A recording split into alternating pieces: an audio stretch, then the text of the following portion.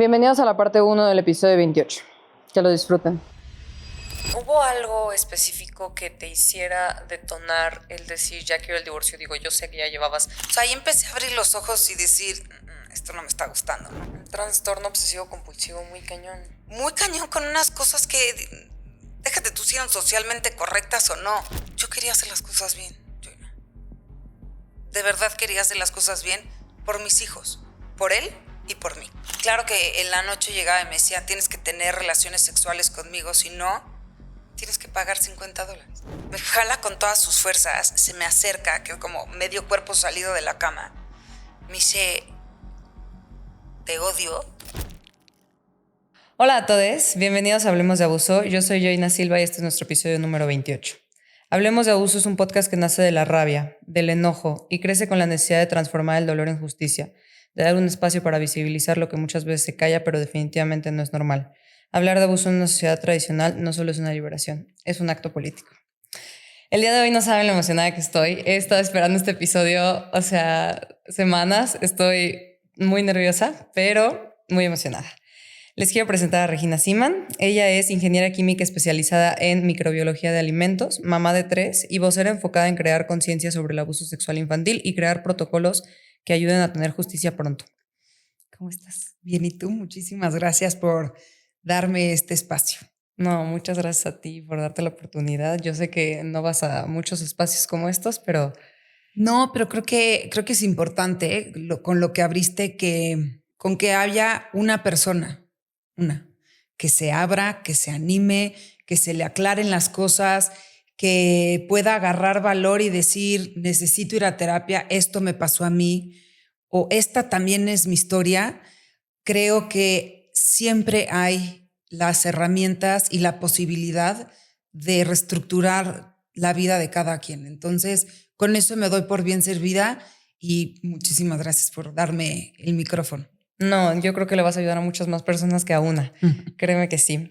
Ok, me gustaría que iniciáramos con tu vida poco antes del suceso. Me contaste que eres de aquí de Ciudad de México, que a los 23 ya estabas casada, independiente, ya tenías 2 carreras. Y Estaba terminando, o sea, todavía me eché un periodo en la universidad. Amo estudiar, amo aprender.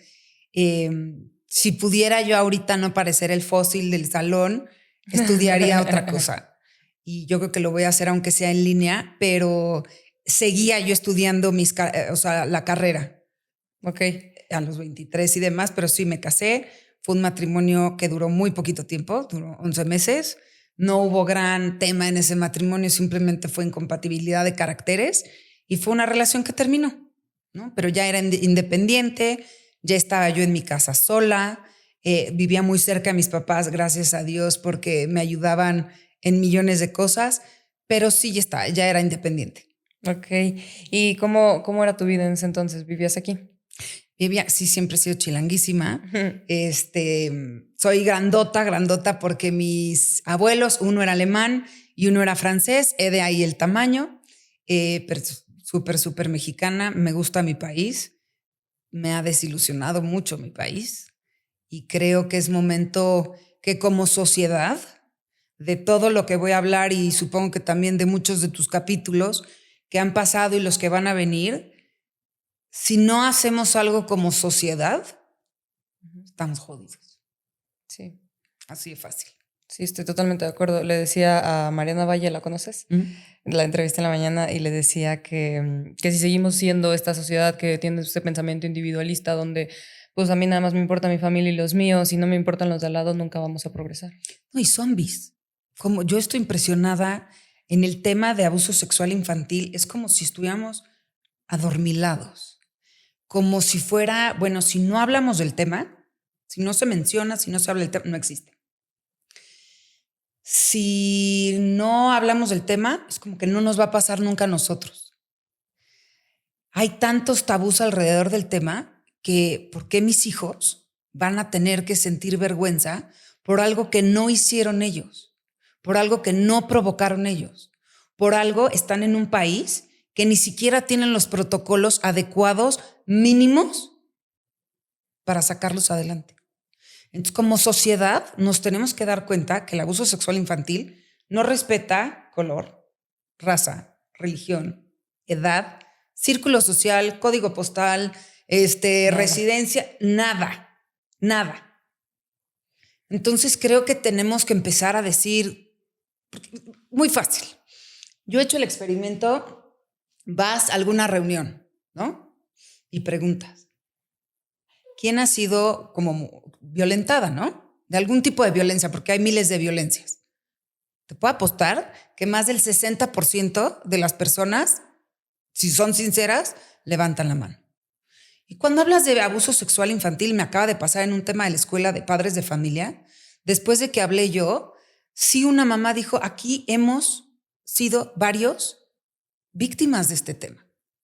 Entonces creo que estamos empezando a romper las barreras de abrirlo, porque es una violencia muy particular, que seguramente ya me estoy adelantando mucho al tema, pero es muy importante entender que no es un evento de que pasó una vez, pasó 3 veces, pasó 7 veces.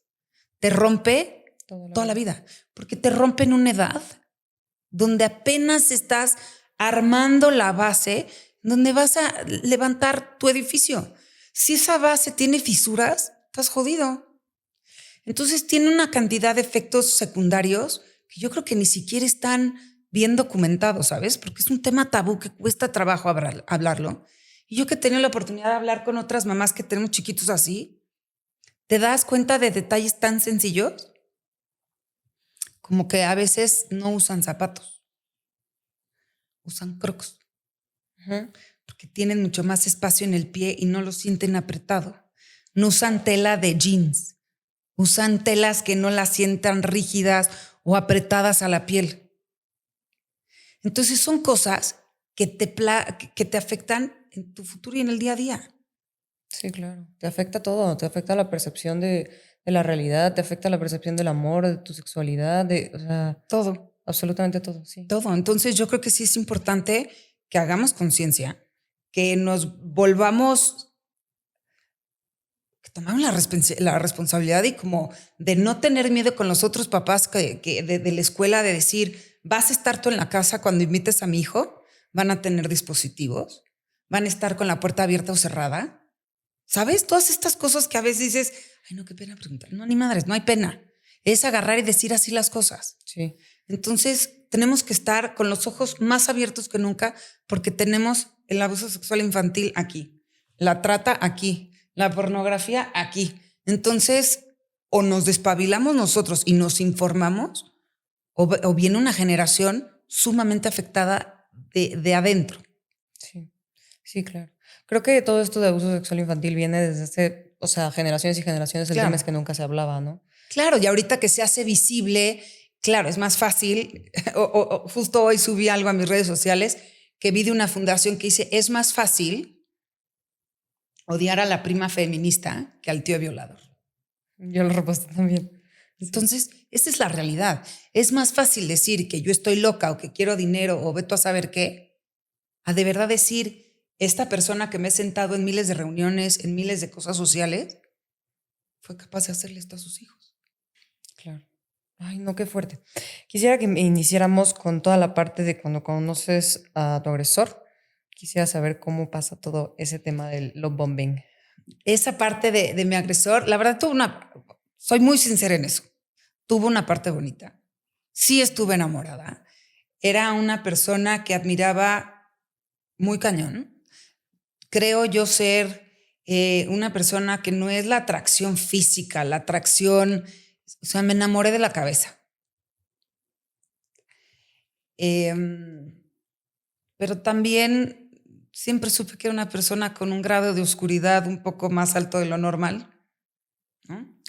Lo conocí a los 26 años en una reunión de unos amigos, coincidimos, empezamos a platicar. Me acuerdo que hubo una anécdota que estábamos en Hidalgo, en un rancho, y dice que en el momento que se enamoró de mí fue porque llegó un plato enorme como con hojas de agave con pollo, ¿no? Entonces yo lo veía y decía, se está sirviendo la pieza de pollo más horrépita de todo el plato, ¿no? Entonces yo agarré y le dije, no, a ver, espérame. Dice hacia la hoja de maguey y le serví la pechuga. Le dije, ¿cómo? O sea, está mejor así. Entonces me dijo, en ese momento me enamoré de ti y de ahí, bueno, empezamos a tener una relación padre, me leía poesía, música, todas estas cosas. Y como buen narcisista, encantador de serpientes, redondita caí. Y te puedo decir que mi matrimonio, mi relación, yo normalicé la violencia muchísimo. Justo me preguntaban en otro lugar, pero es que tienes que decir con pelos y señales todas las violencias y así. Decía, era mi roommate la violencia. La pasiva agresiva la tenía aquí y la normalicé tanto que claro que te puedo dar 1000 ejemplos. Pero después de lo que he vivido post divorcio, no tiene nada que ver. Entonces mi cabeza es como si las anulara.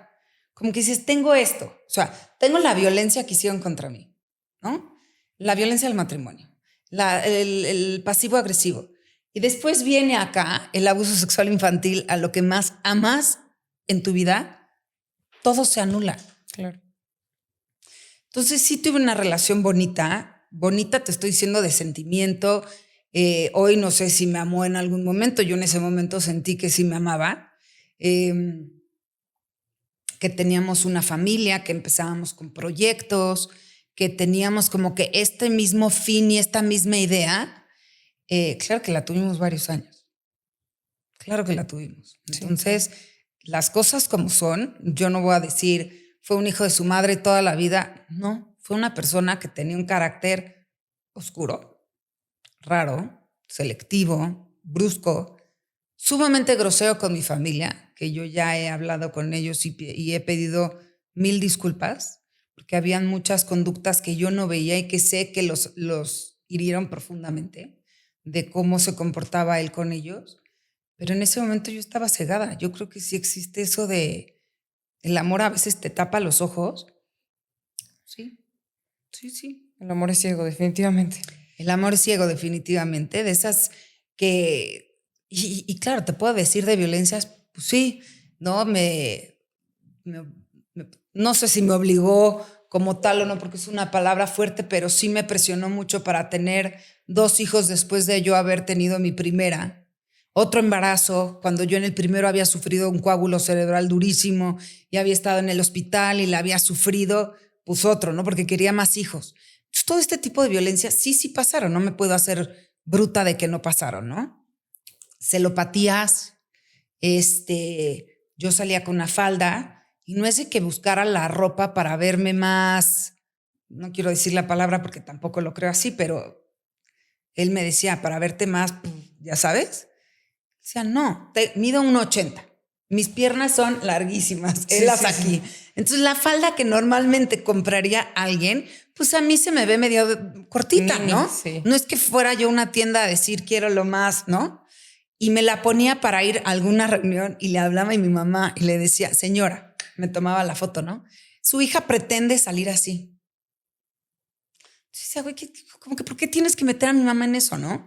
Pues claro, sí. Aparte, como si no fueras un adulto. Exacto. Entonces siempre era como esta parte de hoy me critica muchísimo que porque no trabajo, no muevo un dedo, no hago nada. Y cuando empezamos nuestra relación y tuve a mi primera hija era de no trabajes, porque entonces, ¿qué?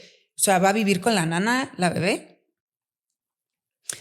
Como que son estas dualidades que cuando terminas esa relación, esta relación, te las cambian totalmente. Pero a la respuesta, sí tuve un matrimonio bonito. Lo conocí y dije, es mi príncipe azul.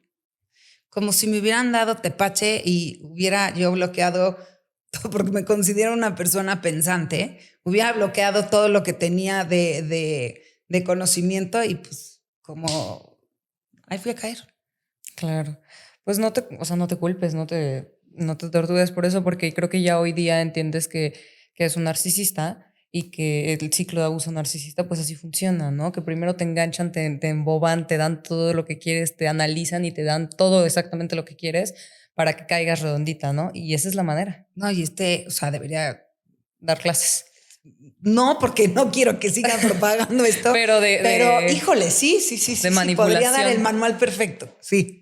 Quisiera que para dar un poquito de contexto, nos pudieras platicar qué tipo de cositas pasaban en tu noviazgo, porque me contaste que tú, inclusive antes de tu primera hija, tú ya vivías como de puntitas. Sí, Te daba miedo. eso fue una constante. Hazte cuenta que el cimiento de mi relación con él eran cáscaras de huevo. Pero inició con algo. Sí, inició. Siempre tuvo esta capacidad de hacerme chiquita. Y mira que estoy grandotota. Y él tengo la noción de que es mucho más chiquito. No, él mide 1,85. ¿En serio? Sí, es más alto que yo. Yo tengo la noción de que no, lo vi en la entrevista y... No. Pero siempre siempre estuvo obsesionado con el tema del peso, la apariencia física, el dar una presentación que después a puerta cerrada no era. Eran como estas cositas de siempre estar como, todo tenía que estar perfecto porque para él la apariencia y lo que opine la gente es vital, ¿no? Vital y cuando te das cuenta, él se presenta como una persona segura, es muy culto, y a puerta cerrada, ya que lo vas conociendo y lo vas analizando y tú tienes también estas herramientas de analizarlo, te das cuenta que tiene unas inseguridades muy canijas, muy canijas. Entonces, sus inseguridades las proyectaba también en mí como hacerte chiquita y todo el tiempo decir, no, es que si me pongo un poquito más de Scott Wood se va a poner como loco, entonces no, mejor compro mi ropa de esta forma. Yo me vestía de una forma bastante diferente. Hoy me critican muchísimo que tengo mi mamá y mis primas y así, un look secretarial, ¿no? Me encanta el look secretarial, he tratado de cambiarlo, esa es una parte nueva que asumí ya de mi ser, así me gusta. Pero sí me vestía de una forma pues más exoticona. Okay. Inclusive me estaba acordando con unas amigas que hice yo, nos fuimos a un como viaje y llevé maletas con todos los vestidos que no me dejaba poner mi agresor. Hicimos un desfile y se los llevaron. A mí me queda a mí me gusta esto y todo. Y yo en ese momento lo veía como, no me voy a meter en temas por ponerme esto de esta cosa, ¿no? Como que no quiero despertar al león. Entonces son cositas que vas viendo o mucho me decía, si no sabes del tema, no opines. Tú habla de las cosas de ama de casa. Tú habla de las cosas así de mujer, de X. Pero si él trabajaba en la política, entonces, si no sabes del tema, no opines, cállate. Entonces yo decía, ¿por qué? Pero entonces me llevaba a todos los eventos como de decoración de brazos, ¿sabes? Sí. ¿No? Entonces hacía como estas dicotomías muy raras que yo las permití. Y siempre lo he dicho en los pocos espacios que he estado y lo tengo trabajado, esa parte yo no la veía en ese momento, o yo la dejé pasar. Hoy, a mis 43 años, no lo volvería a hacer porque me he trabajado mucho. Me ha dolido, me ha todo, pero tengo que aprender de los errores. Si no, también qué ejemplo le pongo a mis hijas. Sí. Entonces yo me consideraba un camaleón porque cambiaba mi vida completa para estar a las cosas que a él le gustaban. O sea, amaba el barbecue, él, porque juraba que era como tejano de nacimiento. Y yo me podía vomitar con las costillitas. Pues ahí me tienes comiendo costillitas cada vez que se le hinchaba la gana, porque ¿cómo era posible que yo no comiera costillitas? O sea, de esas cosas chiquitas que vas difuminándote para volverte más en esta persona, y creo que hay muchas personas que hemos estado con depredadores sociales, con narcisistas, nos pasa, porque es más fácil mimetizarte a esta persona que igual y no tienes la fuerza o los cimientos para pararte y decir, no, ni madres, no lo voy a hacer. No como costillitas porque me dan asco, ¿no? Entonces eso me faltó muchísimo en mi relación. Y sí, siempre fue caminar como cascarones, tanto que hoy, a 5 años de divorciada, lo sigo haciendo a veces. ¿Le tenías miedo? Pánico, pavor. Pero de novios incluso. Pavor. ¿Pero qué te hizo tener todo este miedo? ¿Algún día explotó, te violentó, te golpeó? ¿De novios? De novios. Porque No. todo inició de novios. Sí, todo inició de novios, pero era un tema como de control. Entonces, ¿tú le tenías miedo? ¿Te había hecho algo en algún sentido que te diera mucho miedo que cuando explotara hiciera eso? Sí me da pánico, pavor, miedo, y era una persona como los lunes en la mañana no me hablaba. Él era su rutina, su todo, y yo estaba como de decoración ahí en la mesa y no me hablaba los lunes en la mañana. No entiendo todavía por qué. Yo le decía, es que no eres un morning person, no eres como de amable en la mañana. O sea, así soy. Entonces eran como muchos detallitos que iban sumando. Yo decía, si llego a llegar, o sea, si sube todo a este nivel, va a ser una explosión nuclear. Entonces siempre tenía o trataba de mantenerlo en un nivel más bajo, ¿no? Eran muchos celos, eran como cosas de si salía, había una lista de restaurantes que no podía ir porque ahí iban nada más a ligar los señores y pues yo ya no correspondía como que a esos lugares. No había violencia física como tal, no. Pero sí te puedo decir que la violencia emocional, la violencia psicológica puede ser mucho más disruptora que un trancazo. Porque se te va metiendo bien adentro. A veces ni te das ni cuenta, ¿eh? Pero ya lo tienes instalado como que en esta parte de atrás y la normalizaste. Y cuando ves otras cosas, dices, ay, caray, ¿por qué me está pasando esto? ¿Por qué en mi relación es esto, no? Yo muchas de las actitudes como de celopatía y demás decía, es que me ama tanto, ¿no? Claro que por supuesto que no, ¿verdad? Pero en ese momento yo creo que es una respuesta que me di y hoy me doy cuenta que no. Ya. ¿Y al cuánto tiempo después de que empezaron a andar tuvieron a su primera hija? Empezamos a salir en el 2009 y mi primera, mi maestra de vida, te puedo decir, nació en el 2011. 2 años después casi. 2 años después. No nos habíamos casado, vivíamos juntos y el nacimiento de mi chamaca fue muy especial, porque yo pensé que iba a tener temas para embarazarme. Y fue una sorpresa el que llegara Dominique a mi vida.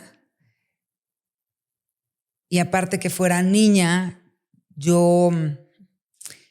y esta parte casi no la hablo mucho, nuestro agresor ya había tenido otro hijo, ¿ok? Yo ya sabía de ese hijo, está en Estados Unidos, no tiene idea quién es su papá y yo voy a respetar eso. He tenido comunicación con la mamá. Él ahorita tiene 18 años, 19, está por cumplir 19 y yo creo que lo mejor que le pudo haber pasado es no saber quién fuera su papá. Pero en el momento que yo me enteré que era niña, fue como, wow, qué bueno que fue niña. Porque a mí me habían contado y me habían pintado una historia muy diferente de lo que fue este chiquito. Y que se lo habían arrancado y se lo habían quitado y le habían quitado su derecho a paternar. Y no es cierto. No tuve nada que ver con eso. Entonces yo en ese momento decía, qué bueno que es niña. Porque es como una oportunidad de empezar de cero, ¿sabes? Para él. Exacto. Entonces, para mí, mi hija mayor, bueno, los tres, pero mi hija mayor sí te puedo decir que ha sido mi maestra de vida.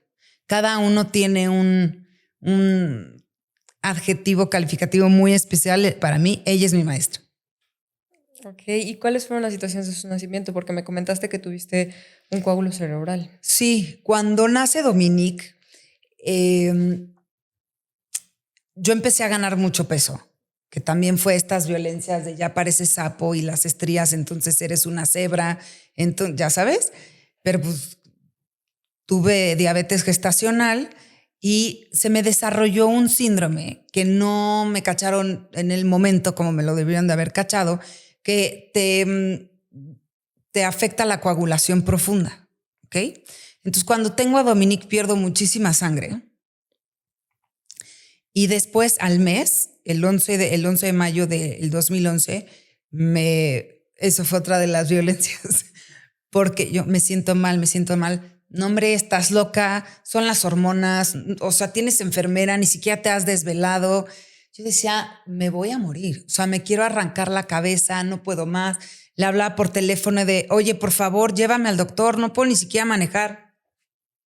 Hazle como quieras, yo estoy en una junta con un político súper importante, pues hazle como quieras. Literal, tuvo que ir mi mamá por mí, directamente a emergencias. Me admitieron en el hospital y tenía un coágulo en la vena sagital derecha, que sí me dejó bastante traqueteada por varios días en el hospital. Y recuperarme me costó trabajo. O sea, fue una segunda oportunidad de quedarme con mi hija, como que tenía un propósito. Le eché todas las ganas del mundo porque la memoria me falló muchísimo. O sea, de la inflamación pierdes temas de memoria, pero como todo el cerebro es un músculo y conforme los años y terapias y demás, y yo tuve la bendición de que me pude recuperar perfectamente de eso. Por ese mismo tema de la coagulación profunda y demás, y me tuve que inyectar anticoagulantes y todo, era una irresponsabilidad volverme a embarazar. Claro. Pero este señor no creía en la vasectomía porque le iban a quitar parte de su masculinidad. Y yo era la responsable de cuidarme y tampoco le gustaban los preservativos porque no sentía igual. Entonces la responsabilidad recaía en mí, ¿no? Y fuimos con varios doctores que nos dijeron, no, te vas a morir, no puedes tener otro hijo. Y acá era de, no, mira, que vamos a ir con este doctor que seguramente sí, pero imagínate una familia. Y llegamos con este doctor y me dijo, tienes un chance más, siempre y cuando sigas este protocolo al pie de la letra y te cuides y todo, y vamos a hacerlo como experimental. Y ahí va tu babosa a decir, claro que por supuesto que sí. Y creo que de allá arriba me mandaron, porque aparte nuestro agresor me decía, híjole, estábamos en la sala del ultrasonido y había dos bolitas, ¿no? Es como que te tardas en entenderle así en el ultrasonido y nos dicen, son cuates. Y su primer comentario fue de, si son dos mujeres, me voy a vivir a Sayulita. Su primer comentario. Y el segundo fue, no mames, te vas a poner enorme. Te lo juro. Y yo decía, ¿what? Entonces, fregando para que tengamos otros hijos. Sí, ¿no? Y salen dos de trancazo, que fue lo máximo. Hoy yo sé que fue un regalo de allá arriba, que tuve a una niña y un niño totalmente diferentes en físico, en forma de ser. Y es lo mejor que me pudo haber pasado como mamá. La experiencia de tener unos cuates, claro que es cansada, claro que tienes que estar ahí, pero es que estos dos tienen una cosa tan especial, tienen una conexión a la fecha que van a cumplir casi 13 años, tienen una conexión que me ha enseñado muchísimo en la vida. Y yo sé que me los mandaron de allá arriba con muchos propósitos y yo sé que me arriesgué muchísimo al tener más hijos y que fue mucha presión de su parte, pero creo que fue la mejor decisión que pude haber tomado en ese momento. Claro. Fue lo mejor que tenías, fue lo mejor que pudiste hacer con lo que tenías. Exacto. Y hoy, bueno, es la bendición más grande que tengo a estos dos chamacos. Ok. Y tiempo después ya se casaron. Nos casamos cuando los cuates tenían casi un año y fue un tipo bautizo-boda. Porque él quería como fiesta grande y demás y él nunca se había casado y dije, bueno, si ya vamos a bautizar a los niños, que sea el mismo evento, si de todos modos a un evento van a ir las mismas personas que al otro, pues de una vez, ¿no? Entonces nos casamos en San Miguel de Allende y fue literal bautizo-boda. Corte A, bautizo, padrinos, todo, nos fuimos a cambiar, boda. Ok. ¿Y qué tal fue la boda de tus sueños? ¿Fue como lo esperabas? No, él se ahogó. Y pues él se quedó dormido en un sillón con camisa, corbata, y yo me quedé platicando con mis amigas que nos quedamos en una hacienda y con mi mamá. Fue un momento bonito porque estuvieron ahí también mis hijos y lo pude compartir con ellos y todo.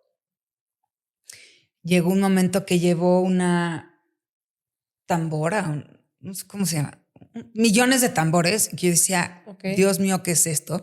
Pero ya estaba en un grado él de haber tomado que pues, era complicado. Entonces fue una boda muy bonita, no fue la boda de mis sueños, pero fue un evento que pude también compartir con mis hijos. Ok. ¿Y cómo evolucionó el matrimonio a partir de que se casan? ¿La dinámica cambió? No, no cambió mucho. Yo creo que él, muchos meses por lo que hacía él, que eran campañas políticas y demás, estaba fuera de la casa. La responsabilidad del día a día de los niños caía en mí, ¿no? Y está bien, y yo lo hacía, y que la lonchera era, pero la vocal del salón, pero la que le hacía amaba coser, entonces la que le hacía todos los disfraces y todas estas cosas a todo a todo el salón y a la fiesta y todo esto. Y era el papá Disneylandia, que es el papá que llega en la noche, a veces los bañaba para la foto, para el primer día de escuela, para llevarlos a la escuela de repente. Era el papá Disneylandia.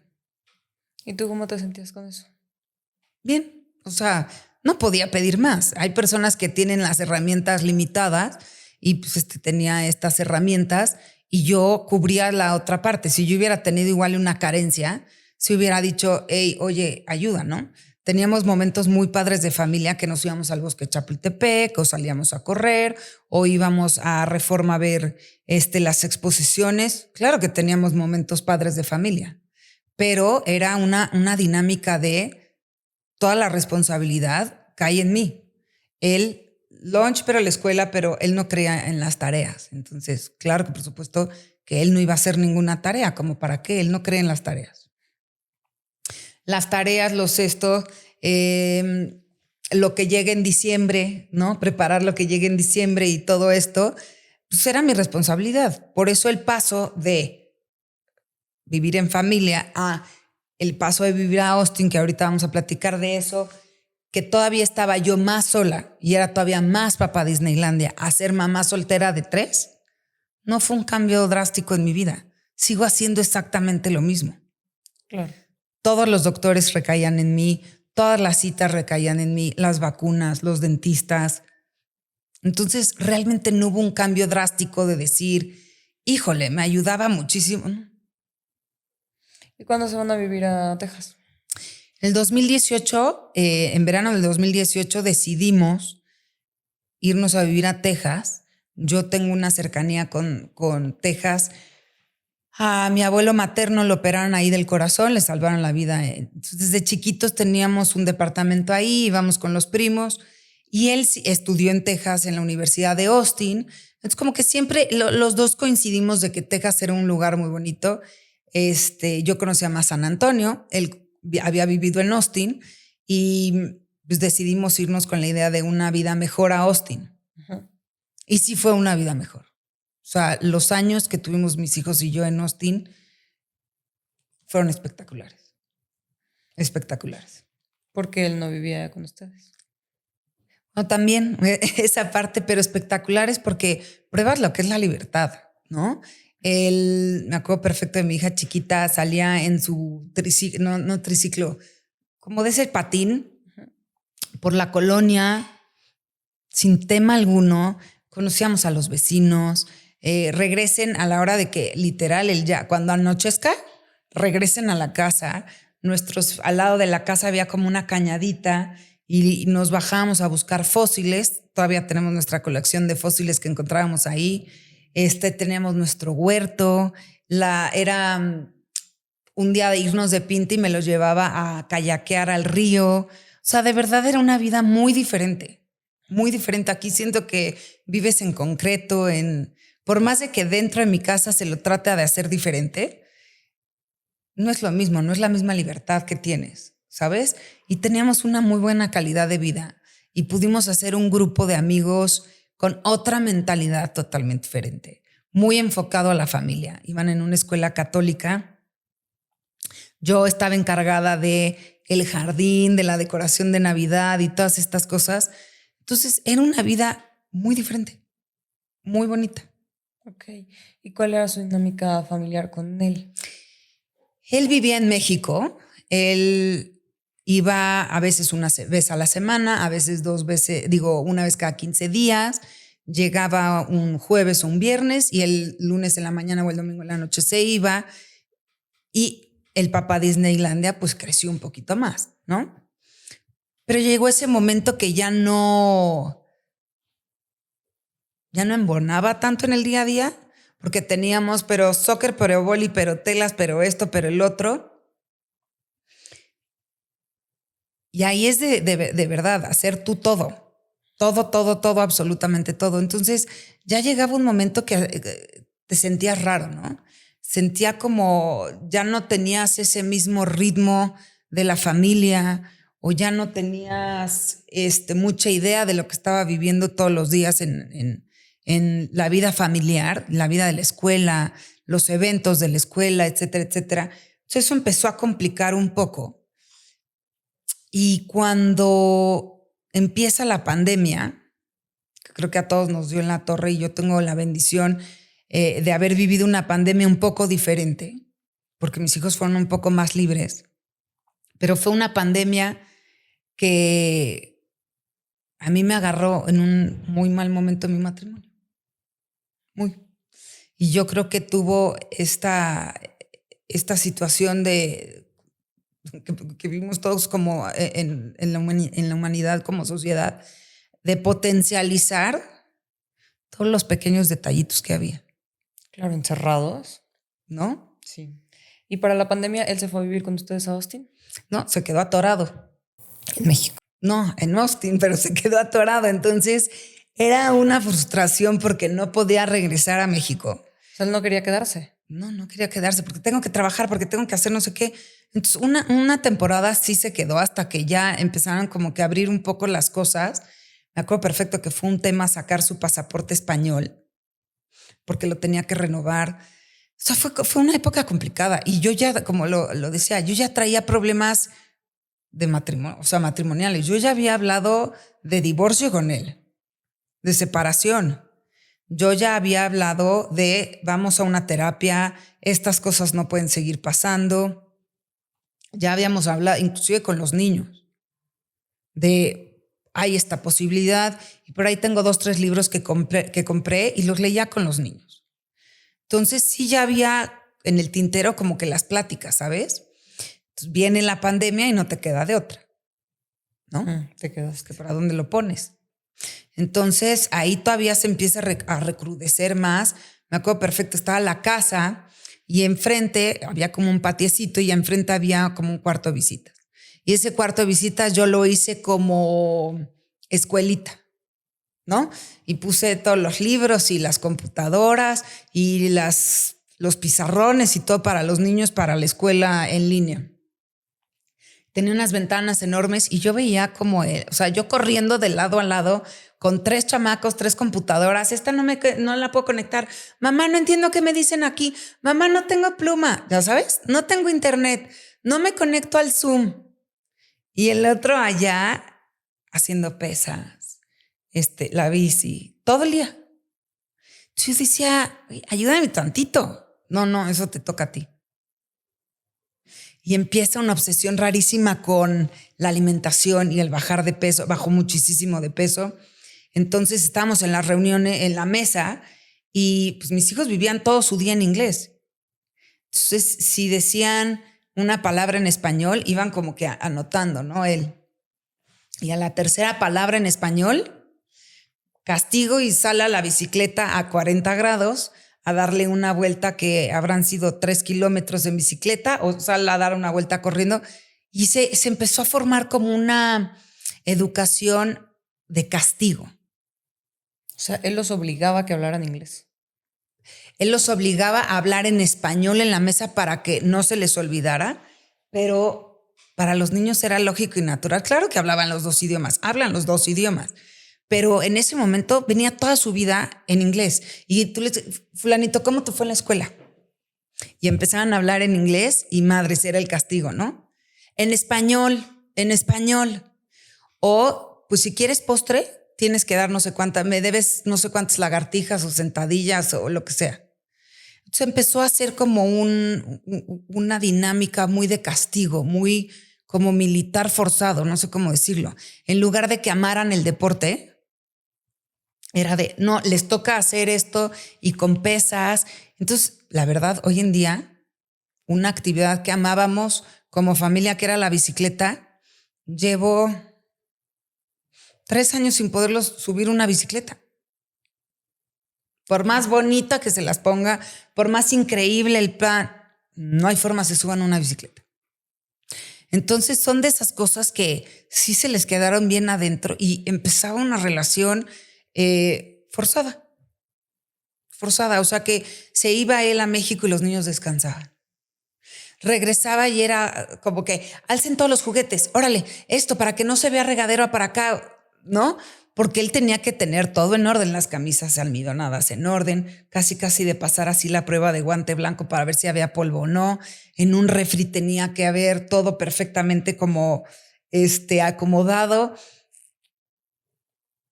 Y los niños, pues que si estuvieran ahí, pero como que no existiera el desastre que conlleva tener 3 niños chiquitos, ¿no? Entonces sí era un tema complicado.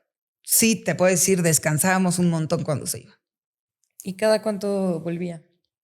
Como digo, a veces una vez a la semana, a veces cada 15 días. Ok. ¿Y hubo algo específico que te hiciera detonar el decir, ya quiero el divorcio? Digo, yo sé que ya llevabas años viviendo en una tortuosidad horrible, pero ¿hubo algo específico que te dijera, sabes que ya no puedo? Yo creo que me desintoxiqué de él. Me desintoxiqué al estar menos tiempo con él y teníamos un grupo de amigos, bueno, tenemos a la fecha un grupo de amigos y veía cómo era su relación y decía, ay, caray, yo no tengo eso. Parte es cultural, ¿no? Pero hazte cuenta que yo era la servidumbre bonita, hecha y derecha de la casa, que hasta el foco tenía que cambiar. No tengo problema haciéndolo, ¿eh? O sea, cambiaba los filtros, porque soy la típica que me gusta irme al Home Depot o lo que sea, y en lugar de que en Estados Unidos te cobran carísimo todo. Entonces, en lugar de que me cobren $300 por cambiar los filtros, cuestan 150 y los puedo cambiar yo, ¿no? Pero llegó algo que y empecé a trabajar y empecé a leer libros y empecé a meditar y me empecé a meter con Joe Dispenza y me decía, es que eso es para una secta de débiles mentales. Y decía, pero siento increíble, pero me encanta. Pero eso, y te hablan de 1000 cosas y tomaba los cursos y te enseñan. O sea, ahí empecé a abrir los ojos y decir, esto no me está gustando, ¿no? Y también empezaron a ver cosas de que acá creo que abusaba un poco de la fiesta, le echaba mucho relajo, etcétera, etcétera. Entonces, creo que algo se rompió y nos desconocimos. Y me comentaste que iniciaron en ese momento terapia de pareja. Empezamos una terapia de pareja con un doctor, la verdad, bastante bueno, pero era complicado porque tomaba la terapia yo allá, el doctor en su oficina y esta persona en su casa, ¿no? En su oficina.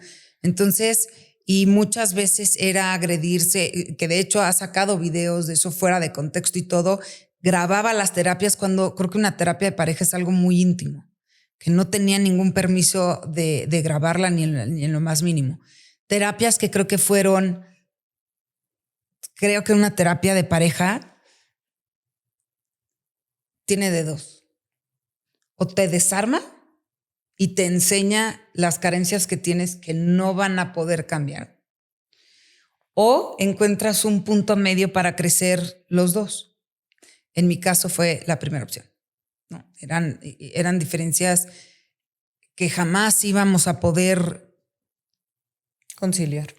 Claro, y habían ya cosas que ya no me gustaban de él y seguramente él de mí, o sea, yo a él, y ya no había un punto medio. O sea, el punto en común eran los hijos.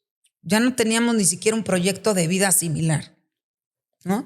Y creo, y me pasó mucho tiempo por la cabeza el quedarme, y me quedé en esa relación por los hijos. Pero cuando ya empiezas a vivir violencias Y ese pasivo agresivo que se te va metiendo y metiendo y metiendo hasta lo más profundo de tu casa, de agarrar y decirle a mi hijo, en mi alberca no nadan los gordos y tú estás subiendo de peso. Mira esa panza a un niño de 8 años. Por favor, dile a todas las visitas y a tu familia cuando vengan que en mi alberca no se come, eso es de nacos. Entonces eran unas cosas así que yo decía... Un trastorno obsesivo compulsivo muy cañón. Muy cañón con unas cosas que, déjate tú si eran socialmente correctas o no. ¿Por qué tienes que...? No. O sea, había cosas que no. Entonces ya la relación se volvió muy... Puta, ya va a llegar mañana, ¿no? Entonces casi que tenías que cumplir como de visita conyugal. O sea, no había ese momento ni romántico ni nada. Yo ya tenía mi vida perfectamente hecha allá. Él seguramente tenía su vida perfectamente hecha en México. Y no, simplemente empezamos a distanciarnos y había muchas cosas de él que no me gustaban, en lo más mínimo. Y que estaba yo ya decidida a no aguantarlas. Hasta que llegó un momento que ya la tensión empieza a crecer y crecer y crecer, y esa idea utópica de con un narcisista de tener un divorcio amigable, de un divorcio bien por el tema de los niños. En inglés hay un término que se llama co-nesting, que es comparten la casa, los niños no se mueven de la casa. Simplemente el papá o la mamá se van moviendo del lugar para no mover, quitar a los niños del hogar. Entonces yo ya había platicado con él, inclusive había visto un departamentito de, pues cuando tú vengas de México, yo me voy a vivir ese departamentito, etcétera, etcétera. De verdad quería que las cosas funcionaran. Habíamos con una terapeuta que previamente ya había atendido en algunas cosas a uno de nuestros hijos. ¿Cómo les podemos decir? Y tengo ahí todos los apuntes y todo. ¿Cómo les podemos decir del divorcio? Yo quería hacer las cosas bien. Yo no. De verdad quería hacer las cosas bien por mis hijos, por él y por mí. Porque creo que sí se puede. He visto muchísimos casos y que las familias mixtas, las familias de los tuyos, los míos y los nuestros funcionan. Ese era, si tú y yo como pareja ya no funcionamos, pues funcionamos como papás. Pero, como bien sabemos, y más hoy en día, hacer el co-parenting con un narcisista es una labor titánica.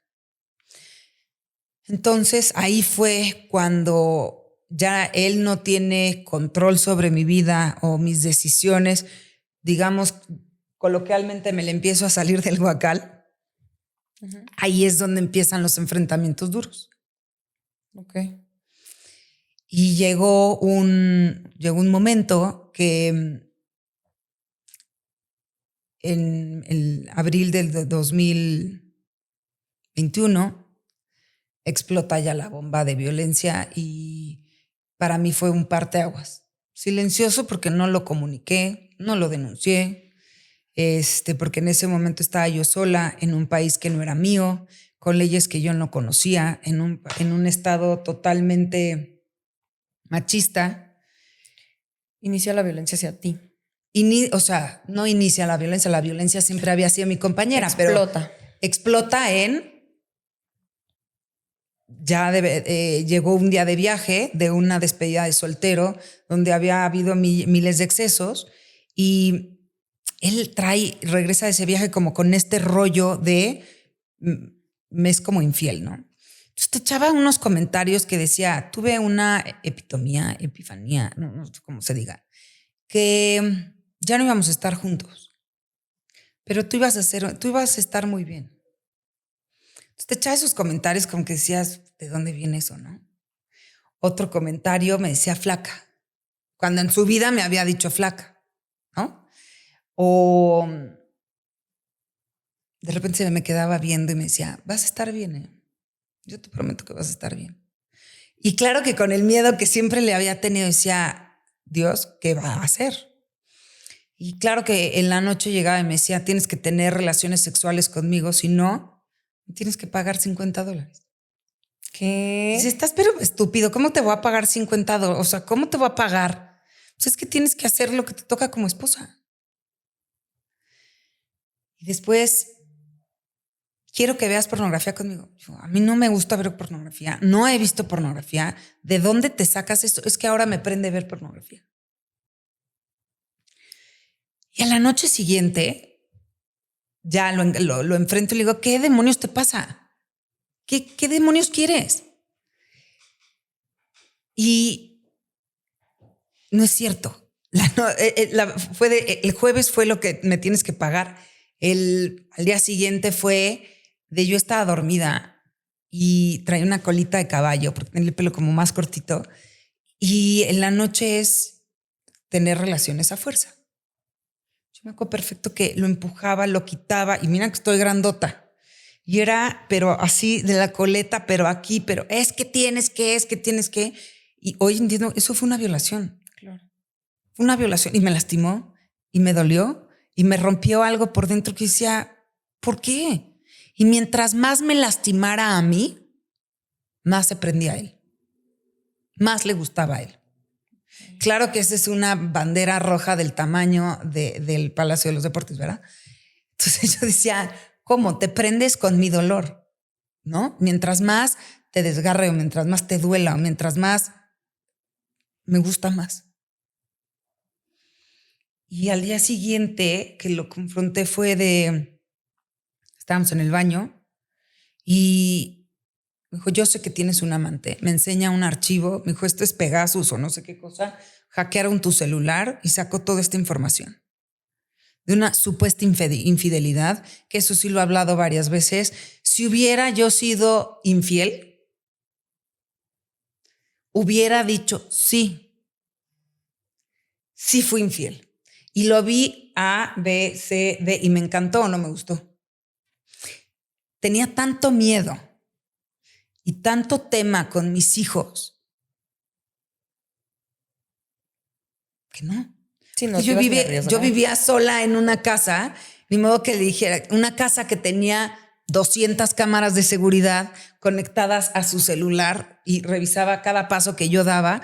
Cada vez que se abría una ventana o que se abría una puerta, avisaba. Okay. ¿Tú crees que voy a meter a alguien? ¿O tú crees que voy a ir o sea, ¿cómo? Sí. ¿No?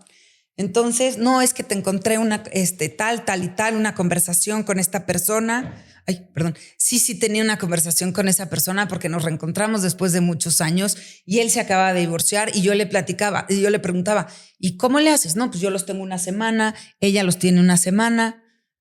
Y platicábamos de eso y eran bastante enemigos en el tema político, para decirlo así de fácil. Y eso fue lo que él tomó como de me está pintando el cuerno. Y de ahí él lo distorsiona a decir que yo tuve en el iPad de mi hija de ese entonces 7 años fotos desnuda. No, si algún video o alguna foto que él tiene es porque yo se lo mandé durante esos 12 años de ser pareja. Claro. ¿No?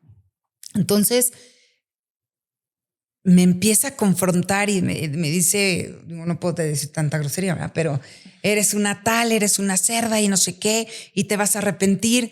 Yo de verdad, unos gritos, yo decía, es que no es así, déjame explicar, no ha sido así.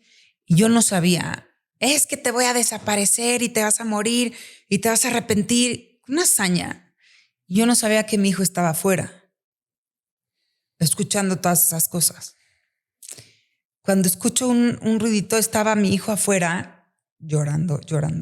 Era ya noche, que había subido sus cuartos estaban abajo, había subido por un vaso de leche y había escuchado. La cocina estaba en el mismo nivel que nuestro cuarto.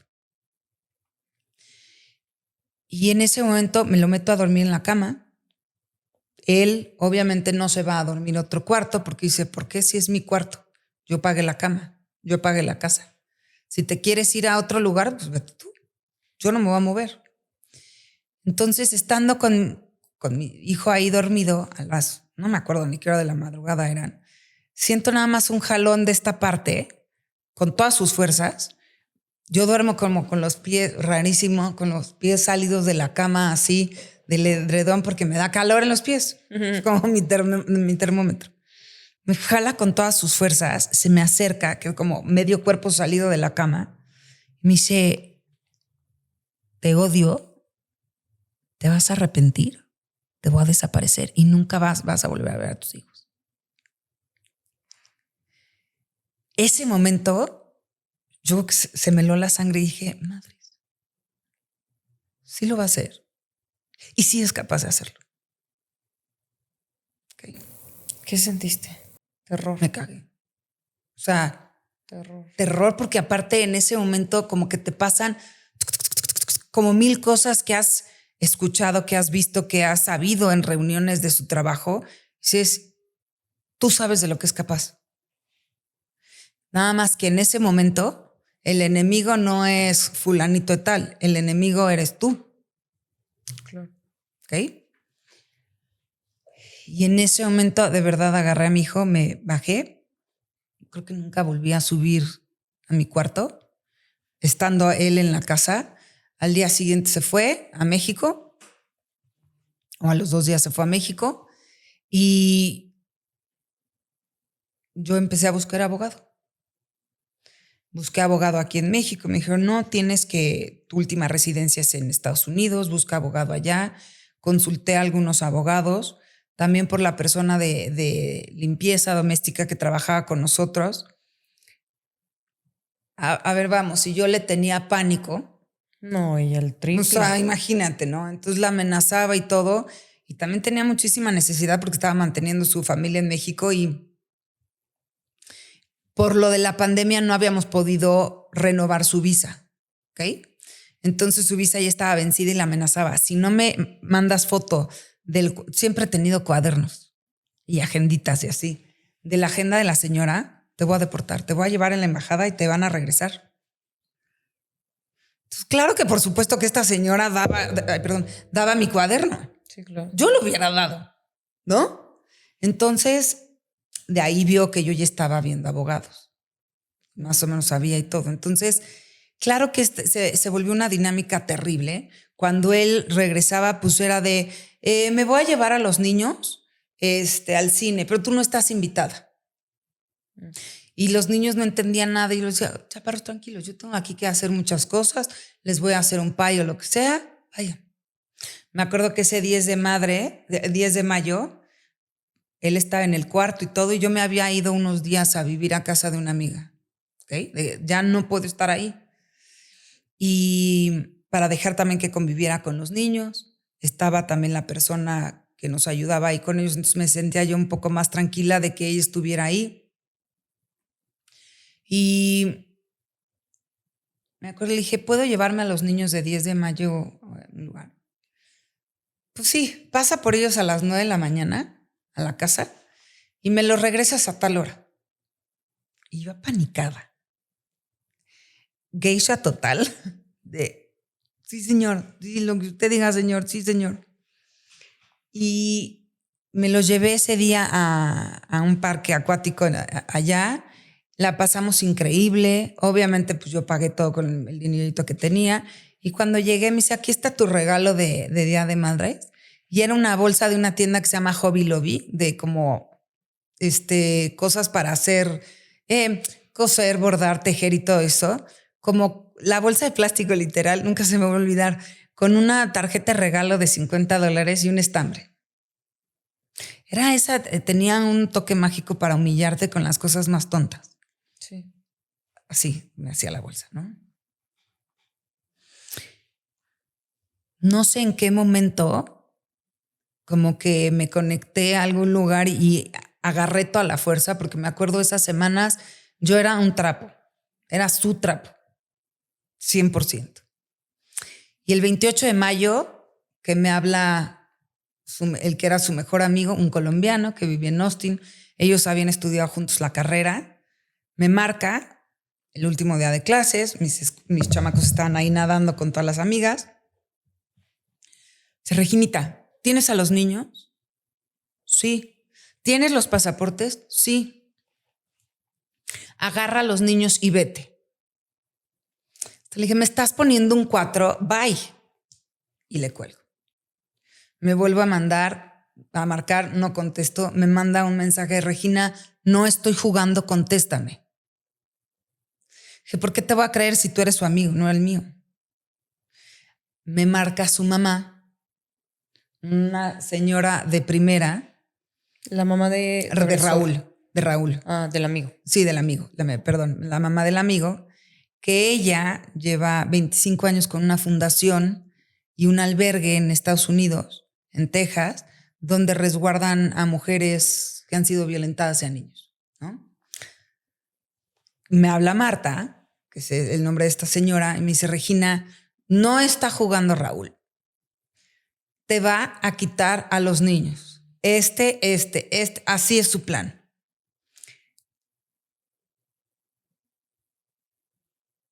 Me quedé helada. Me metí al baño, al vestidor del club donde estábamos, con dos de mis amigas, aparte en inglés, ya sabes, era Memorial Weekend, entonces, o no sé qué puente era, entonces nadie contestaba de los abogados. Por acá tengo un trancazo también de una de mis amigas me pateó como para allá, como recapacitar. Ya me los va a quitar. Y en ese momento dije, claro, ya ha hecho andar todo su plan, claro que me los va a quitar. ¿Y cuál era todo su plan? Su plan era que los niños esa semana que venía se iban de campamento. Los íbamos a recoger del campamento y él se los iba a llevar una semana a la playa, aquí a México. Se los iba a traer a México una semana a la playa para poder reconectar con ellos y después que les dijéramos que nos íbamos a divorciar. Ese era el plan que yo sabía. Su plan real era traerlos a México, a la playa. Tenía ya contratada o comprada a una juez de lo familiar que le iba a dar la guardia y custodia. Y cuando los niños no regresaran a Estados Unidos como tenían que regresar, yo me iba a ver forzada en venir a México y me iba a dejar sin nada. Y ese era su plan. Cuando me lo dicen, ahí te sale, te lo juro, la espía interna, la CSI, la CIA, todo interna y decir, no me puede pasar esto, ¿no? Entonces, ese fin de semana consigo un abogado. Yo dormía en el cuarto de abajo de mi hijo. Pongo todas las cámaras de seguridad, o sea, de grabación y todo, la alarma de las puertas y todo la apago. Me visto de negro, a medianoche me salgo de la casa, por el jardín, por atrás, y me quedo de ver con el abogado a la 1 de la mañana en un lugar. Hablamos albergues a Austin, todos estaban llenos. Y empiezo a llenar los papeles del divorcio.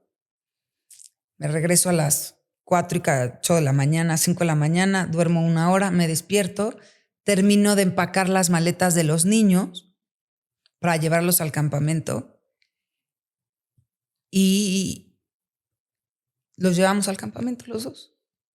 Los llevamos al campamento como si nada pasara, yo tragándome todo pues, para que los niños se fueran tranquilos, se fueran en paz. Estaba diluviando y regrésate la carretera 1:30 con él en un mismo coche, tú ya sabiendo que prácticamente te va a desaparecer de la faz de la tierra y te va a quitar a tus hijos, ¿no? Entonces él me venía contando de, quiero hacer un closure, perdón, porque no me he portado de lo mejor contigo. Y yo, empapada aparte, ¿no? Llegamos a la casa y lo primero que hice fue correr al baño. Me metí a la regadera. Me metí a bañar, cerré la puerta. Y era una regadera que era como que la mitad de un murito y la mitad transparente, ¿no? De vidrio. Abre la puerta del baño, yo bañándome, agarra una silla que tenía ahí, la pone y dice, báilame. Esas las pagué yo. Báilame. Me dice en inglés, entertain me, entretenme. Me perteneces. Yo te lo juro, Joina, que fue hacerme una bolita así para que me tapara el muro vete, salte, gritaba como loca. Obviamente, pues ni quién demonios te vaya a escuchar cuando estás en medio del bosque, ¿no? Hasta que ya por fin se salió, no me sequé, me puse unos pants, chorreada así, salí del cuarto y él estaba en la casa, salías del baño, cruzabas el cuarto y ya te ibas como para acá de la casa, ¿no? Y estaba en la cama, acostado, haciendo ciertas cosas. Me decía, acuéstate una vez más conmigo. For all time's sakes, ¿no? Como que de despedida. Y tocando. Y yo decía, ¿qué es esto? Salí corriendo, agarré mi mochila, una mochila negra que me acompañó meses eternos, y me fui corriendo a casa de mis grandes amigos, Beth y Rob. Él fue Navy SEAL y sí te puedo decir que él me preparó en muchas cosas. Le debo de verdad el fotografiar todo. Me dio un celular, fotografía, no leas, fotografía y mándalo a México en un USB. Todo lo que encuentres, todo lo que veas meses antes. Y me dio como mucha fuerza. Y en ese momento que llegué a su casa, me acuerdo, me recibió con un tequila, me dijo, respira, estás aquí a salvo. Me dio una toalla para que me secara el pelo y me quedé todo el fin de semana en su casa con ellos y sus hijos, que son mi adoración. Y el lunes, que ya se regresó esta persona a México y pude ver por las cámaras, me regreso yo a mi casa. Las personas del albergue te dan un, digamos, formato, guía, ¿no? De cosas que puedes y no puedes hacer. Entonces te dicen, no te lleves nada, porque se pueden dar cuenta, etcétera, etcétera. Entonces, no me llevé nada. Recogí un miércoles a mi mamá del aeropuerto. Vimos estas personas del albergue. Y decía, no, es que no puedo sacar a mis hijos del campamento, están felices y hoy es noche Disney y mañana es noche disco. Decían, Regina, o los sacas ahorita o se los va a llevar. Ese miércoles en la noche los recogí. Nos fuimos a este lugar en modo zombie. Con un miedo que desde que se te pega el estómago. Pesaba yo, pues yo creo que bajé 15 kilos de lo que pesó el día de hoy. Era un hueso. En el albergue te pintan el pelo negro. Bueno, te cambian un poco el look. Entonces tenía el pelo negro, mucho más cortito. Y claro, yo había dejado a nuestros animales en la casa, porque no puedes llevar a los animales al albergue, o los animales o los niños, ¿no? Entonces esta persona, nuestro agresor, los tiró a los animales. Teníamos un camaleón, 3 dragones barbudos y una tortuga de desierto que hoy está ya de este tamaño. La tortuga fue la única que la dejó en casa de unos amigos, y mi amigo Navy SEAL en la noche fue a recoger del jardín o de los animales. Al día de hoy todavía los tenemos. Entonces te digo que a él le debo mil cosas, a él y a su esposa. Y de ahí empieza un proceso, como te decía al principio, de la fregada, horrible, con miedo, con temor, con incertidumbre, con carencias, con todo, pero nada se equipara al día que te dicen los peritos o los psicólogos abusaron sexualmente de sus hijos. Entonces, si me ven tranquila, si no me ven estresada, si no me ven llorando, es porque en mi cabeza, en mi corazón, esto deshizo todo lo de abajo. Claro. Cada cachito que pasaba o cada violencia que pasaba, yo decía, es lo peor que me ha pasado. Y he tenido un proceso que he vivido 70 veces lo peor que me ha pasado. Después de que te dicen y ves y empiezas a aprender el que tus hijos están así, lo único que te puede pasar peor es la muerte de un hijo. Sí. Entonces, si me ven tranquila de decir, sí, La pasé de la fregada, tenía miedo, no dormía, no comía. Hice todo lo posible para que mis hijos vieran las cosas lo más normal, lo más tranquilo que pudieran, pero fueron meses de, reportó mi coche como robado. Entonces, decías, el GPS, estas cosas, ya sabes, el que si las iPads de los niños no tuvieran localizador, porque aparte ahí es como santuario, no puede ni siquiera entrar la policía, digamos, al territorio del albergue. El explicarle las cosas que estábamos viviendo, en lo que estaba pasando. Intenté de la forma de vamos a una mediación. La mediación solamente me tachó de extorsionadora. Entonces de ahí nos tuvimos que ir a audiencias de emergencia. Tiró todas mis cosas y tengo todas las imágenes. Tiró todas mis cosas. Hasta la última pantufla que era mía, las puso en bolsas de basura y las tiró a la calle. Estuvieron ahí yo creo que 2 meses en el calor de Texas a 40 grados, la mayoría se echaron a perder, seguramente muchas otras cosas se perdieron, al final eran cosas materiales. O sea, lo que más me importa, por lo único que vale la pena vivir y darle para adelante, los tengo aquí sentados enfrente de mí. Durante meses los pudo ver después de ir con un juez, de exponerle todo el caso en Estados Unidos y de que Raúl, su amigo, expusiera también esto, que obviamente Raúl ha sufrido hasta el día de hoy una campaña difamatoria de su parte durísima, o sea, de parte de esta persona. Y el juez dijo, los puede ver solamente por visitación supervisada. Tenía 300 horas de derecho a ver a los niños, usó 12. Tuvimos el sistema de Child Protective Services, que es la protección de niños que hablan anónimamente. No, al día de hoy no tengo ni idea quién habló, si habló la escuela, un vecino, una amiga, un no sé. Uh-huh. Y de repente llegaba a mi casa, bueno, cuando ya pudimos ir a la casa, llegaba un agente para hablar con los niños, iba a la escuela y decía, ¿qué está pasando? Cuando estuvimos en el albergue, obviamente te puedo enseñar 500 mensajes diciéndome que yo era una asesina, que había matado a su hijo sin él tener conocimiento, y no.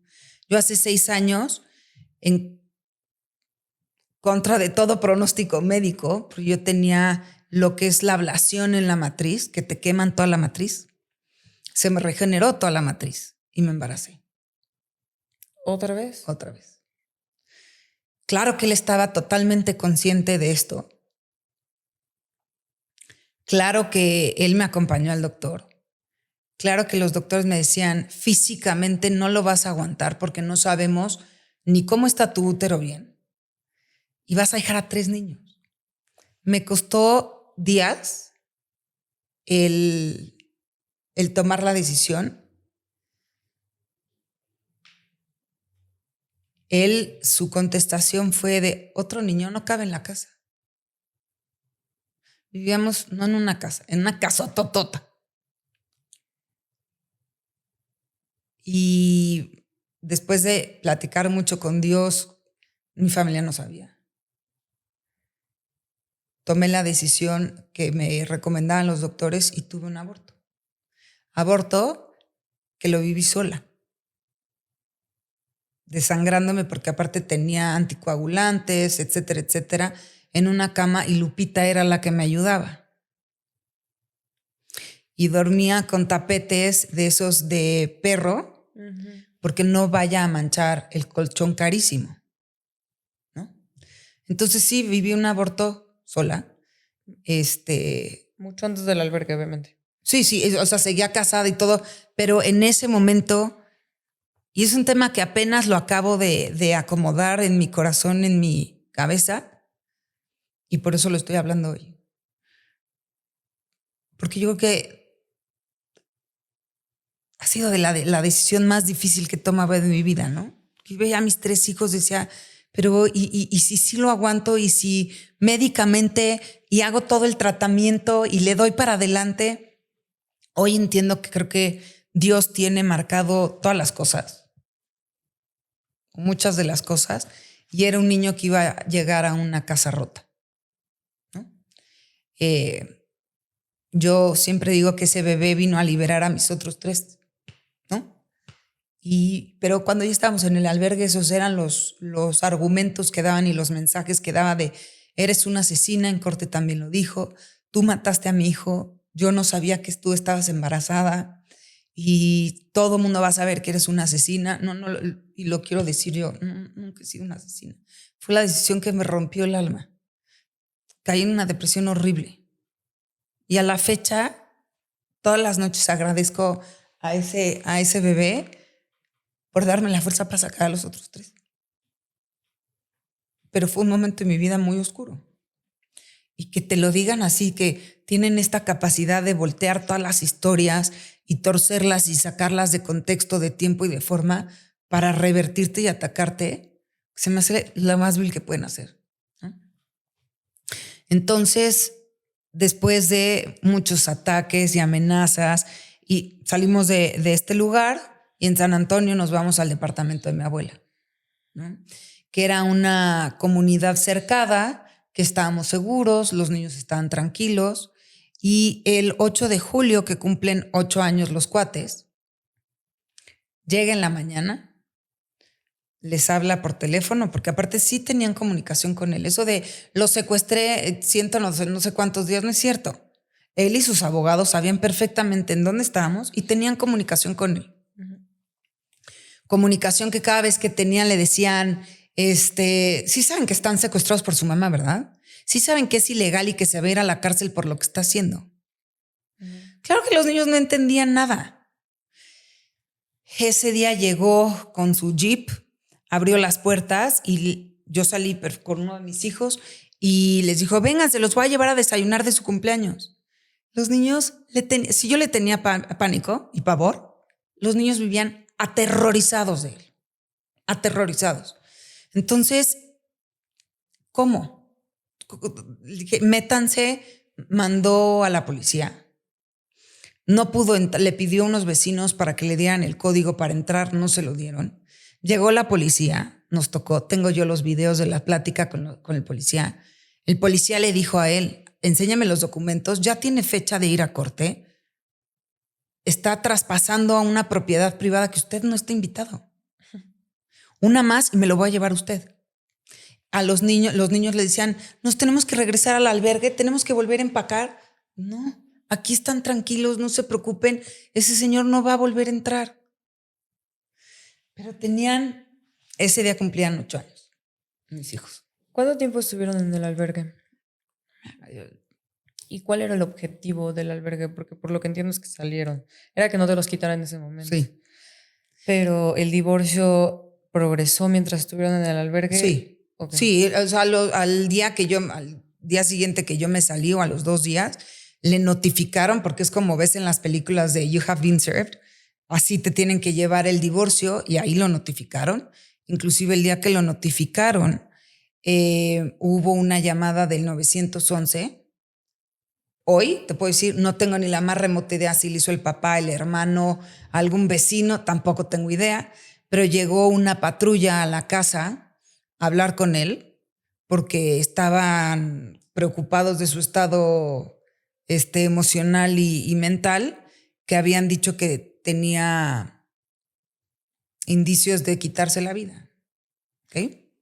Y sí, tenía escrito, yo tengo el reporte de la policía, tenía escrito aquí en el antebrazo con plumón, Regina, have all the money. Regina, quédate con todo el dinero. Y Lupita, la persona que se quedó ahí en la casa, quitó del barandal un cinturón con el que él planeaba hacerse daño. Okay. Y en ese reporte él dice, es que mis hijos no están con la mamá, ella es buena mamá. Ella es buena mamá. Yo no sé por qué se había puesto eso en el dinero, porque no pedí ni un centavo ni absolutamente nada, pero se puso eso en los brazos. Entonces, Regina have all the money. Regina, quédate con todo el dinero. Pero have podría interpretarse como Regina tiene todo el dinero. Como si te estuviera culpando de que tú tenías todo el dinero. Pues sí, pero la verdad es que me quedé sin tarjeta de crédito, no, sin cuenta, sin nada. Entonces, pues sí, posible. Fíjate que nunca lo había pensado así, pero o lo había como puesto de que no sé, una teoría que se me ha ocurrido es, si él llegaba a hacerse algo y yo llegaba a reconocer el cuerpo y veía eso, claro que me iba a sentir lo más culpable toda mi vida, ¿no? Bueno, por algo no sucedió y la verdad es que me hubiera dolido muchísimo que hubiera sido de esa forma, a pesar de todo, porque siempre iban a estar mis hijos primero. Y estuvimos en el albergue alrededor de 5 semanas y después nos pasamos a este departamento de mis 5 semanas, 6 semanas, al departamento de mi familia, que tampoco sabía en dónde estaba, no se acordaba bien de la dirección, hasta ese día de julio que llegó. Durante este proceso ya empezábamos a las 3 semanas de que lo notificaron y que yo ya me había ido, con un mediador y un convenio, no le pareció absolutamente nada. De ahí nos vamos a una audiencia y el juez dice, puede ver a los niños, pero solamente en estas visitas supervisadas. Le superchocó, que cómo era posible que alguien lo iba a supervisar siendo papá y demás. Después, a finales de julio, yo pido una audiencia emergente porque no tenía escuela para los niños, no teníamos manera de regresar a la casa donde vivíamos porque él había cambiado las cerraduras, etcétera, etcétera. Nos dan la oportunidad de regresar a la casa y a él lo obligan a pagar la escuela, donde antes iban a mis hijos. Entonces, el juez me da, digamos que, propiedad de esa casa, la seguridad de estar ahí en esa casa. Esa casa éramos dueños mitad y mitad. ¿Ok? Empieza el proceso de divorcio, era la colita del COVID, o sea, todavía estaban las audiencias y todas estas cosas por Zoom, estaban las cortes súper rezagadas, obviamente los índices de violencia se fueron al cielo después de todo esto y llevaba muchísimo más tiempo. Los niños empezaron escuela, no les gustaba en lo más mínimo ir a las visitaciones que de repente tenían que ir, porque inclusive tengo los reportes que en las visitaciones, los regañaba. Con lo mismo de no hables español, les traje, una vez hizo eso, le llevó a mi hija chiquita unos casimeritos y le llevó 3, por decirlo así. 2 son para ti y 1 para una amiguita. Dice, ¿le puedo dar a mi hermana, a la grande? No. Pero también le gustan. Sí, pero no le puedes dar. O sea, todo eso está documentado. Entonces, como que dices, ¿no? Y empezamos con el divorcio y por ahí de noviembre nos toca otra juez porque en cada audiencia te van cambiando los jueces y pone el que me den la escritura de la casa completa a cambio de que él se pudiera llevar un fin de semana cada 15 días a los niños. En Texas. ¿Ok? Yo ni pensar fue de qué demonios me sirve. O sea, la logística era, si él no regresa con los niños a tiempo y demás, tú vas a tener la posibilidad de vender la casa y con ese dinero buscar a los niños. Cosa que se me hace una cosa atroz y muy estúpida, pero bueno, así fue como tuvimos que acatar las reglas. Y así empezamos y esos fines de semana eran una pesadilla. Hubo un verano que por cómo están las leyes allá, como él vivía a más de 100 millas, tenía derecho a llevarse los 42 días en el verano, pero sí, fueron de verdad 42 días que creo que no salí de mi casa. Estaba yo sola, se los llevó. Mi grande estaba abrazada así del barandal, se la tuvo que llevar, pero jalándola, pero cargándola. Yo les había puesto AirTags en sus muñecos de peluche. A medio se dio cuenta, obviamente, yo no, de que lo tenían ahí. Y a medio centro comercial abrió los peluches y tiró eso en el bote de basura. La razón de ponerles eso es porque ellos decían, es que no vamos a regresar. Yo les decía, chiquitos, ¿qué puedo hacer para que les dé paz? Mamá, es que por favor, ponle algo a nuestros shushus. Así les decían a sus muñequitos, a nuestros shushus. Entonces le pusimos eso Pero imagínate tú, un niño que traes tu shushu, que aparte es tu cosa de seguridad y demás, y a medio centro comercial agarre y lo despance a tu muñeco y le quite esto y lo tire a la basura. No manches. Sí, pobres niños. Sí, tenía yo les había dado unos celulares de prepago, los llevaban guardados, también se los cachó. Obviamente el celular en México no servía. Entonces 42 días casi no hablé con ellos. Tengo fotos, tengo videos de que se escondían y a ver cómo le hacían los niños, pero se volaban tantito el iPad porque aparte había remodelado la casa aquí de México que se quedó él y cada uno estaba separado en los cuartos y no tenían permiso de dormir el uno con el otro. Entonces se escondían en el closet, en la regadera, a hablarme por el iPad, apanicados, llorando. Es que no nos deja hablar contigo, no hay comida en la casa. Y también había momentos que se los llevaba a La Paz, a la playa y la pasaban padre. Entonces era irte de un oscuro a un claro que para un niño puede ser muy, muy confuso. Hasta para un adulto. Claro. Imagínate para unos chiquitos de 8 años y medio y 10 años y medio, ¿no? Pasa esto y yo me entero que cancela nuestras visas E2 de inversionista, que es una visa española que, como él es mitad español, al igual que mis hijos, te da la facultad de estar 5 años como inversionista en Estados Unidos, viviendo. No es una residencia como tal. Pero obviamente las 4 visas, la de mis 3 hijos y la mía, dependen de la de él.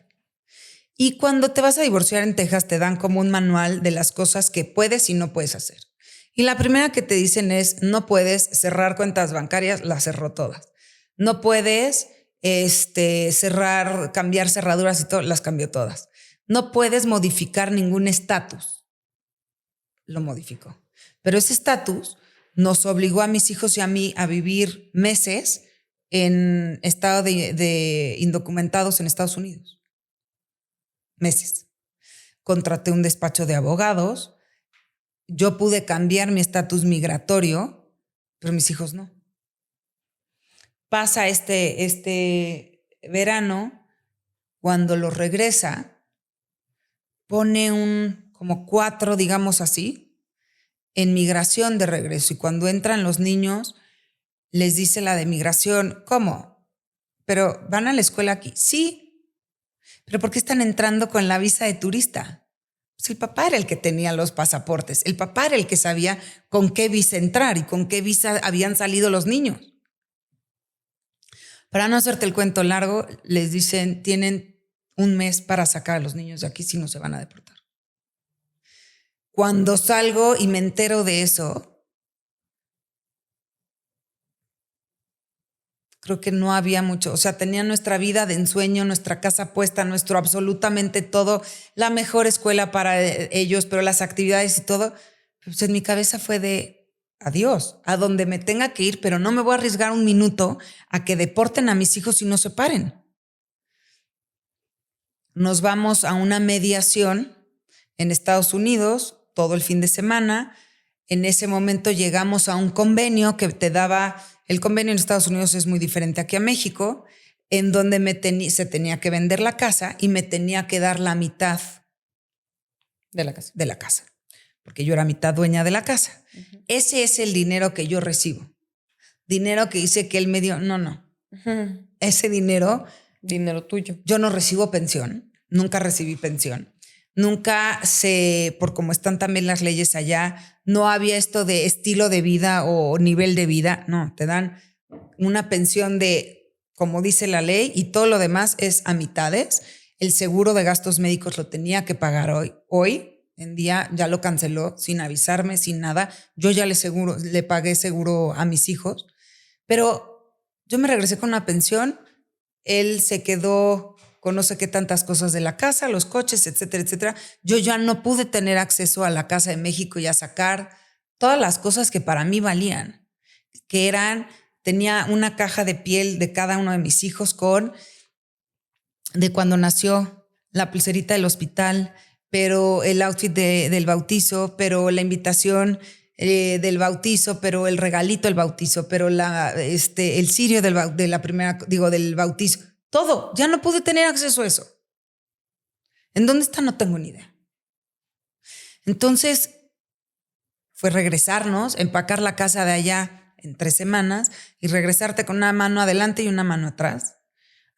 Llegamos a vivir a casa de mis papás, rentamos un departamento que estuviera cerca de una escuela que decidió él, porque fue tan rápido que fue una escuela que él tenía palancas o yo qué voy a saber. Y de ahí entraron a esa escuela, el departamento, empezamos a ver cómo son las cosas del día a día. No había llegado la cochina mudanza desde Texas. Venían ahí las camas de los niños. A mí se me hizo increíble comprar 4 colchones inflables e hicimos campamento. ¿Cómo eres la perra que hace que mis hijos duerman en el piso? No sé si alguien ha dormido en uno de esos colchones inflables. Son espectaculares. Sí, claro. O sea, no era ahí, ¿sabes? Y tratábamos de hacer las cosas como que lo más... ¿Y de qué color vamos a pintar las paredes? Porque a esta persona no le gustaba ni colgar nada porque taqueteabas las paredes, ni pintar las otras paredes de color, tenían que ir blancas. Entonces los niños nunca pudieron decorar su cuarto como se les hinchaba la gana. Pues claro que hicimos unas obras de arte en el cuarto. Mi hijo, que pinta padrísimo, pintó toda su pared. Entonces hicimos algo muy padre. Pero es la parte de resiliencia, de agarrar y decir, vamos con todo, ¿no? Esta es la que nos tocó vivir. Si la vida te da limones, pues hacer limonada, ¿no? La familia está aquí, entonces trabajar mucho con los niños. Obviamente siempre estuvieron en terapias psicológicas. Nunca han dejado de estar en terapias psicológicas porque creo firmemente que es la mejor inversión que podemos hacer en nosotros. Sí es un dineral, pero puedo decir que mis hijos hoy están como están porque tienen un dragón de mamá que los ha defendido y cuidado a capa y espada y lo va a hacer en cualquier momento y ellos no tienen ni la más mínima duda de eso. Así me tenga que yo morir en la línea. Y porque siempre han tenido el mejor equipo de apoyo, contención, de escucha, todo. Empezamos nuestra vida en México y mis hijos hablaban así un poco como que raro, entonces el cambio del español pues nos costó un poco de trabajo, los acentos no existían, entonces tutorías y empieza esta parte de la vida de divorciados que pues decías, bueno, pues cada 15 días se van con el papá, ¿no? Y empieza a ser tremendamente complicado porque los niños no se querían ir, porque me hablaban de la escuela de no salen de la banca porque no se quieren subir al camión, yo les empacaba una ropa. Esta persona me mandaba con su asistente. Las conversaciones eran por medio de su asistente porque ya nos agarrábamos del chongo porque siempre me agredía y era de lista de lo que tienes que empacar, ¿no? Yo era responsable de empacarles, de comprarles toda la ropa, de absolutamente todo y hacer maravillas con esa pensión para 3 niños. Y ¿el divorcio todavía no se había finalizado en Estados Unidos? Ya es una cosa que se llama MSA, que digamos que es como el divorcio, pero todavía tardó el juez unos meses. Nosotros venimos en el verano del 2022 y el divorcio en firme lo firmé el febrero del 2023. Ok, pero ya estabas divorciada. Exacto, y era ejecutable absolutamente todo eso. Pero fue empezar de cero desde abrir cuentas en México para que me pudiera depositar la pensión ahí al tipo de cambio, obviamente. Entonces, pues antes tenía 10 del tipo de cambio, pues ahorita el tipo de cambio ha bajado. Entonces, da igual, ¿no? Si los niños crecen, si no crecen, tú con estos 3 pesos te haces bolas y pues hazle como tú quieras, ¿no? Una peleadera que si esta clase, que si no, el poner Era mucho cada vez que se iban con él, su mamá es una huevona, su mamá es una cerda. ¿Qué onda con lo gorda que está su mamá? Claro, no mueve un dedo, solamente lo que hace es estirar la mano. Si ustedes no vienen a las visitas conmigo, la voy a meter a la cárcel. Porque de aquí a que le haga caso un juez de Texas y de aquí a que vuelva a sacar su visa otra vez, pues sí va a ser un tema. Y su mamá no trabaja, y su mamá tiene amantes, y su mamá vende su cuerpo, y su mamá se manda fotografías desnuda con... así, cada 15 días que iban con él. ¿Y qué edad tenían tus hijos? Mis hijos tenían 9 y 11 años. Entonces es que su abuelo, no es cierto, eso que estudió en Michigan y que dijo, no es cierto. Su abuelo tiene la misma profesión que José, el papá de Dios. Es carpintero. O sea, güey, no, es su hobby. O sea, ¿de qué hablas? ¿Por qué les dices a los niños esas cosas? ¿Sabes? Su prima va al ballet porque es gorda. O sea, ¿qué tiene que ver eso? ¿Por qué estás atacando así a los niños? Era un terrorismo psicológico cada 15 días que yo veía a mis hijos, ya estaban hasta el copete de estar con él. Le decía, este fin de semana vamos a ir con mi novia, porque tenía una novia en ese momento. Y el siguiente fin de semana vamos a ir con otra señora de la escuela, que tienen ahí como sus que veres. Y los niños decían, ¿pero cómo? ¿Y por qué con tu novia que conocemos y que hemos viajado con ella no? No le digan, es que a ella no le gusta ir en bicicleta. Y como con ella sí íbamos a ir en bicicleta, pues mejor. Entonces, claro que los niños se confundían. Claro. ¿No?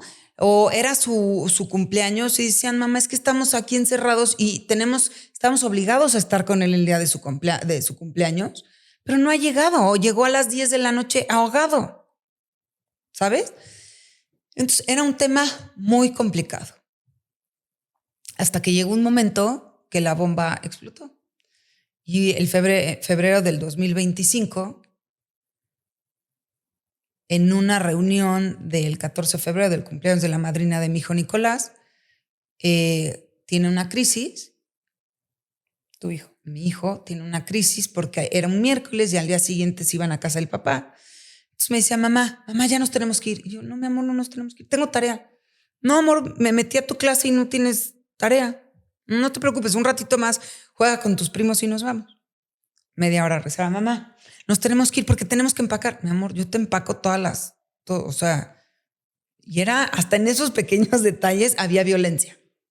Mandaba yo las maletas de los niños perfectamente empacadas y me regresaba la ropa con arena, con lodo, con plantas, encogida, manchada e incompleta. Me mandaba nada más lo de la pijama de arriba y se quedaba con lo de abajo. Entonces era un relajo lo de la ropa que se volvía tenso cada 15 días mandarles la maleta, ¿sabes? Les tenía yo que mandar el cepillo de dientes, pero el shampoo, pero el desodorante, pero esto porque pues, a mí me correspondía todo. Él no lo iba a comprar. Los niños empezaron a esconder comida en sus maletitas hasta abajo para tener en sus cuartos snacks, porque pues era la comida como muy medida en su casa por este tema de estar delgados. Entonces ese día que mi hijo, mi amor, yo te voy a empacar, no te preocupes. No, mamá. Hasta que llegó un momento que la crisis fue mayor. Y en ese cuarto estaba, dentro de todas las amigas, Ana Katiria Suárez, abogada penalista, defensora de derechos humanos, prima hermana de Guillermo. Con su experiencia de 20 años, lo ve de lejos y dice, a ver, mi amor, ¿qué te pasa? Es que no quiero volver a ver a mi papá. Mi papá es malo y nos hace cosas y no me gusta. ¿Pero qué te hace? Es que nos mete a bañar a todos y él pone un banquito y nos ve. En ese momento,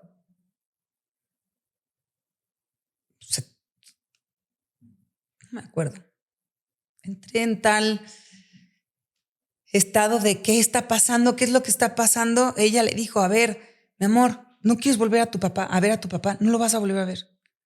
¿En serio me lo juras? Sí. Hermanas, vengan. Llama a las hermanas. Dice la tía que no tenemos que volver a ver a mi papá. ¿Y lo podemos bloquear de nuestro iPad? Sí, mi amor, sí lo puedo bloquear de tu iPad. La grande se iba a graduar de primaria y no va a ir a mi graduación. No va a tener que ir a tu graduación. Y no lo voy a tener que ver en mi cumpleaños. No, mi amor. Y no lo voy a tener que ver en Navidad. No, mi amor.